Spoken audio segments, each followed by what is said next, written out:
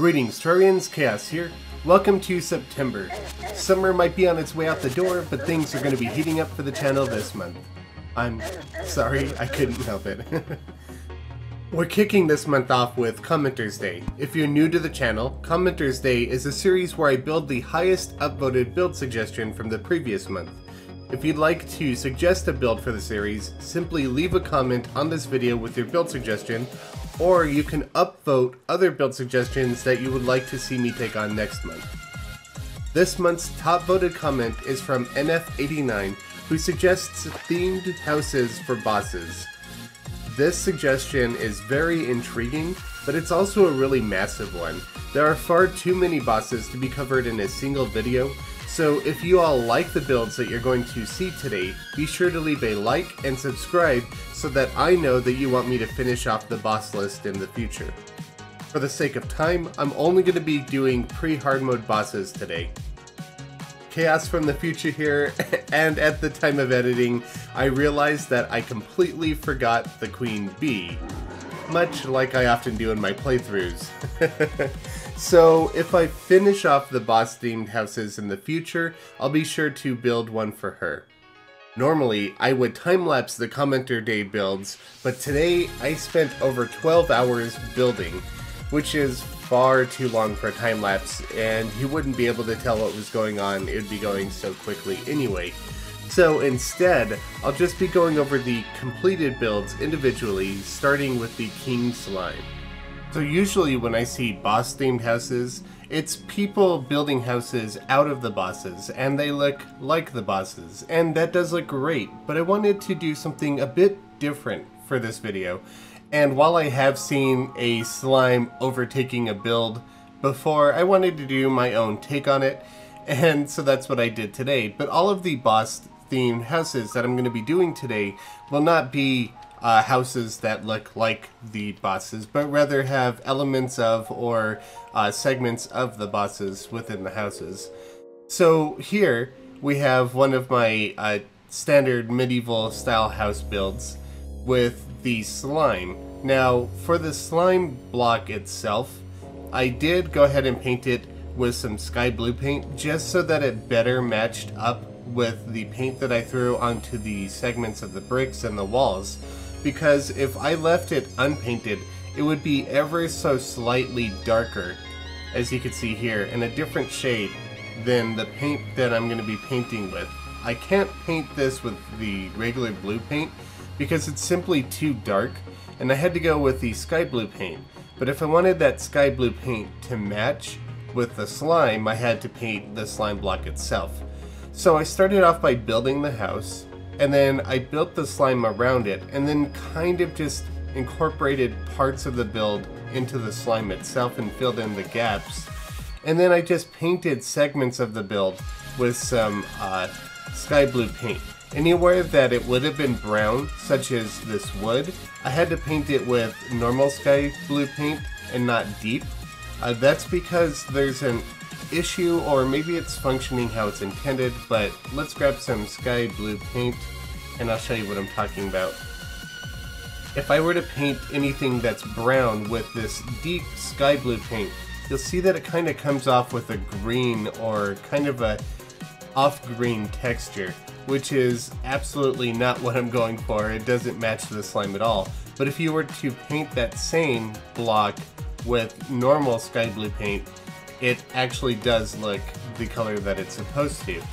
I did use deep sky blue, however, for the bricks, because if you were to paint them with normal sky blue, you could see that it's pretty much invisible. You can't really see much of a paint there at all. But if you paint it with deep sky blue, it comes out to match pretty nicely. The only block that doesn't look perfect with it is this sandstone slab up here at the top. But it still looks fairly decent. Just be careful not to paint it with deep, because again it comes out as green. You need to switch it to normal sky blue. It's a little faded, but it looks really well overall. And so I did the same thing over here with the leaves, and I just threw some splashes of paint around as if the slime were kind of making its way into the building. Some on the chandelier, a little bit on top of the bed, and just some sprays around the build outside of the slime that's taking over the house. And I did a little bit on the tree itself. And then using a slime lantern, which I turned off with wiring in the background, I just added a little bit of a drip here that I thought looked like a fun little detail to add. And then the nitrator's kind of in the way, thank you. I'm going to be throwing the boss mask on top of a mannequin for all of the boss themed houses. If you'd like to see how I build this style of house, I'll leave a link to it in the description below, but I've already covered how to kind of build this theme of house, so I'm not going to be doing that in today's video. Next up, if we make our way down here, you can actually see two of the builds, but I'm going to be focusing on this one to the left, which is a little bit of a creepier one. But I built a skull rock out of, you guessed it, gray painted sandstone because, you know, gotta keep that meme alive. And I put a little pixel art version of the Eye of Cthulhu within the eye slot, so I kind of envisioned that this is where the Eye of Cthulhu rests during the daytime or whenever it's not attacking the player. And so we have this skull shape, and then inside of the mouth we kind of have a little torture area, or kind of like a demonic altar, maybe to the Eye of Cthulhu itself. Now all of these houses are going to be valid NPC houses. As you can see by clicking here, the housing is suitable. If I wanted to, say, move the Dryad into here, I could. The reason why this is valid housing is because these shelves right here that have been painted gray to kind of blend in with the background wall, these count as the doorway. And while campfires don't normally count as light sources, I do have a torch here that's been deactivated through wiring that's just been painted gray to kind of blend in with the wall as well. So there's our light source. And then here's our table, which is oddly enough a bathtub. I don't know why a bathtub is a table, but it is. And then our chair. So we have a valid house here for the Eye of Cthulhu. And a little bit off to the right here, we have the Eater of Worlds. I just threw together a standard house. Again, in the tutorial that I'm going to be linking below, you'll see how you could build this kind of house. But I wanted it to look like it was being destroyed by the Eater of Worlds. So the difficult part of this build was getting the Eater of Worlds built. Finding the right materials and colors was a little bit challenging for me. I'm not very good at pixel art, so stuff like this is really kind of pressing the boundaries of what I'm used to doing. But I grabbed some purple paint with some ash block and kind of made that the skin tone for the Eater of Worlds because it kind of matches similarly in color. Then I just did some unpainted bone block for its pincers, and then I have some silly balloon, both walls and blocks for the eyes. The blocks have been painted lime, and then the walls have either been painted black or white, depending on what segment of the eye they are. It's not the most detailed build, but all in all, I'm pretty happy with how it came out. The dirt that it's coming out of here is actually clay that's been painted brown so that it matches the dirt around it. And then it's kind of making it look like it's busting out of here without having grass grow on top of this, which is why I used the clay. And again, we have the mask right over here, and that's the Eater of Worlds. So obviously, since I have the Eater of Worlds, I need the Brain of Cthulhu. Now, I knew I wanted to do this in kind of a science lab, but I kind of wanted the brain to be quite a bit bigger. However, that would require quite a massive structure for the science lab, and I spent so long working on that rock skull, like I literally spent hours shaping it, that I just didn't have enough time to justify building a giant lab, so I stuck with a smaller one. For the pipe, we have some white painted dynasty wood that's been actuated so we can walk in front of it.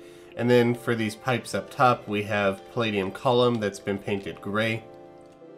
These kind of construction strips that we see here are just deep yellow painted copper plating that's been actuated and sloped to an angle with some black painted copper plating wall behind it. And then these little checkered patterns that you see are Purple Rain wallpaper painted gray. Our chairs are right here. They've been painted black, but they're slime furniture. The same with the table right here in the center. And then the lamps are meteorite candles. And then the brain itself, I'm decently happy with, even though it's relatively small. I just wanted a small kind of nod to the Brain of Cthulhu, so it looks like it's being researched, or at least a segment of it is being researched within this facility. So that's kind of what we have going on here. At first I wanted it submerged in water, and I did actuate the flesh block, which has been painted deep red, in water, but it was just too dark to see. So I got rid of the water and decided not to actuate the brain, just so that it's a little bit easier for us to visualize. The next build is also something that took me quite a bit of time to make, and I'm pretty sure you could figure out what it is already, but I wanted to go with the kind of play on words that Skeletron has the dungeon in the palm of his hands, because you cannot enter the dungeon until you've beat Skeletron. So what we have here is just this hand that's holding a small miniature dungeon in the palm of it, and the hand's kind of emerging its way from the ground. Now, as you can see, for all of the people asking me to do pixel art every week, I am terrible at pixel art. So here's your proof. Now you could stop asking me to do it. So basically, what we have going on here with this house is it is a mini build, and it's one that you might have seen on the channel before. Just slightly tweaked, a little bit different. But normally this house would not be valid. So you'll see if I place a block here, and let's evict the Clothier. And if I place this block right here, and I check the validity of this house, you can see the room is too small. But if I remove this block, and I check the house again, it is now suitable, and I can move the Clothier in. And this is kind of how my micro builds work. I'll have a link to the video for my micro builds in the description below, so if you want to see exactly how that plays out, you can check out the video. It's pretty interesting how you can make extremely tiny rooms become valid NPC houses. But we have this micro dungeon sitting on the palm of the giant Skeletron hand. And obviously the hand is just made out of bone block. Again, we have more of the dirt, which is actually just brown painted clay. And then for the dungeon itself, I've painted gray some blue dungeon brick with some different kinds of brick walls. So we have blue dungeon brick wall, and we also have some of the green tiled wall. And we just kind of blend that in together. And we also have some blue slab wall, I believe, over here that's been painted white. And all of these walls down here, these blue dungeon brick walls, have been painted white as well, so that they match the blocks a little bit more closely. And that's how we come up with the Skeletron holding the dungeon in the palm of its hand. Now, I'm sure you've caught on to this by now, but I've been building these houses in order of progression that you might normally do within early game of Terraria. So last but not least, we have the Wall of Flesh.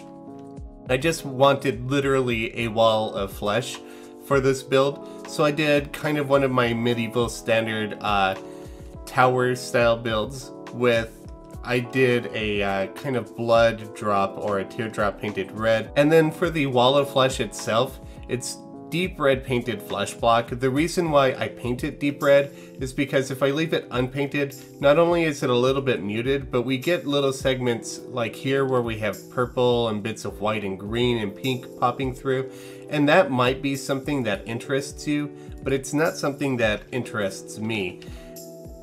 And it does help if we paint that with red paint, but we still get a bit of the kind of white poking through, and the red's still a little bit muted, which again might work for you, but it's not what I'm after, so I go with deep red paint for this. Again, with the eye, similar to what I did with the Eye of Cthulhu, we have some silly balloon block that's been painted white, and then we also have some white painted Dynasty wood wall right here in the gap, and that's kind of how I get the whites to match, because if I were to use silly balloon block wall, it would kind of look gray. So I'm using the white Dynasty wood wall just to make the whites match, and then some more silly balloon that's been painted sky blue for the iris of the eye.